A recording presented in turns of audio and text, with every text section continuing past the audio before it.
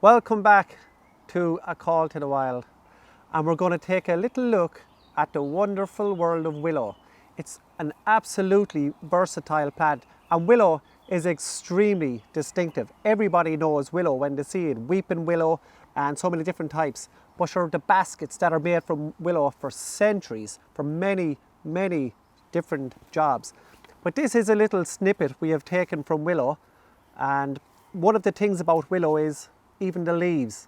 They've been used for centuries, and the inner bark contains salicin, and the leaves itself, which you can use in a cup of tea, and it's very good for a headache, which of course salicin is one of the main ingredients for paracetamol, which is amazing. So like it's also a wilderness medicine.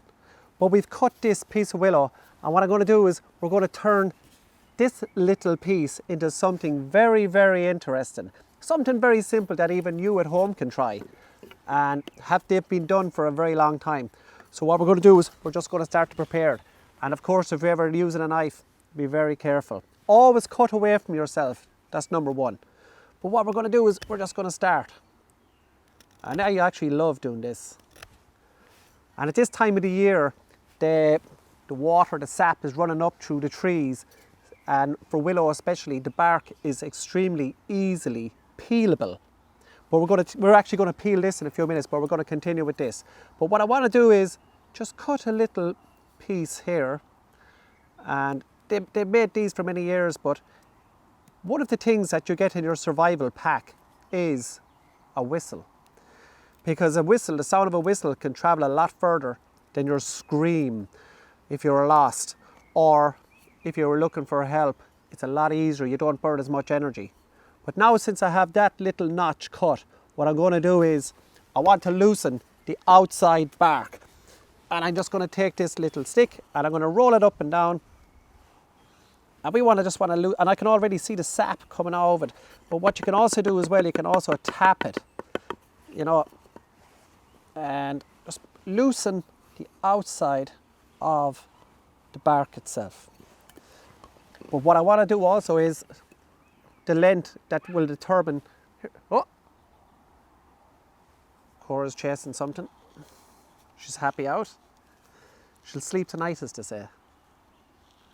But that will determine the length of the whistle. So this is exactly what I want to loosen.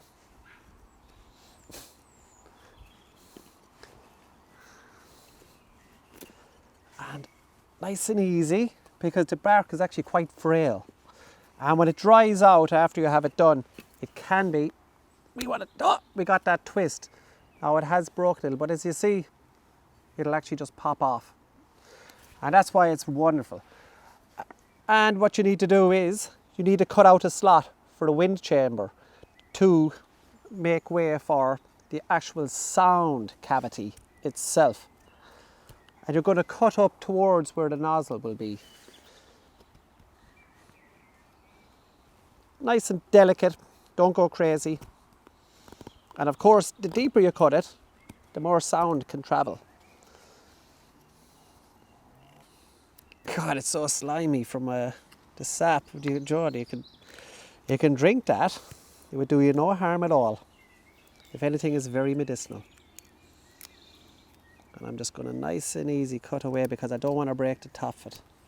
And you can see it nearly reached the halfway mark. So I don't really want to go too much deeper than that. I could, but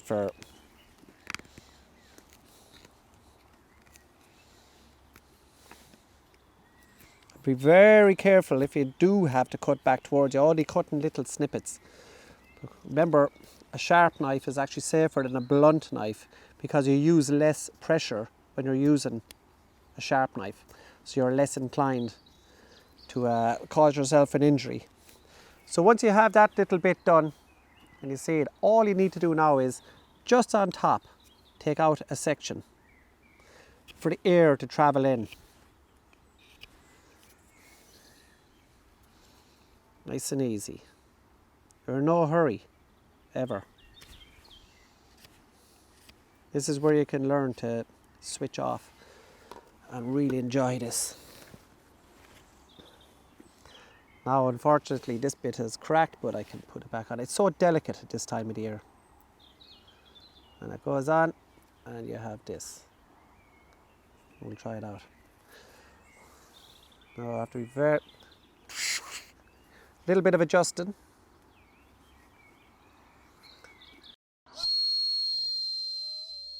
So there you have it, a very, very simple, or as they call them, a May whistle at this time of the year. And the bark, as you see, is very, as the bark dries, it will start to crack and things, but they're so easy to make.